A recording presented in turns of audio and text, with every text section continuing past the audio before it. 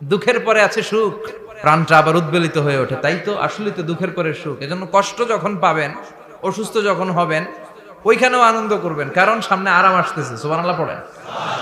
মুমিনের হারাবার কিছু নাই, দুঃখ পাওয়ার কিছু নাই। তার রোগের মাধ্যমে তার গুনাহ ঝরে যায়, সে আল্লাহর কাছে প্রিয় হয়ে ওঠে। তা আমাদেরকে কেউ হারাইতে পারে? কথা বলেন, আমাদের কেউ ভয় দেখাইতে পারে? মোটিভেশনাল সূরা, সূরাতুল ইনশিরাহ আর সূরাতুদ দুহা। এখানে অনেক হিউজ মোটিভেশন আছে।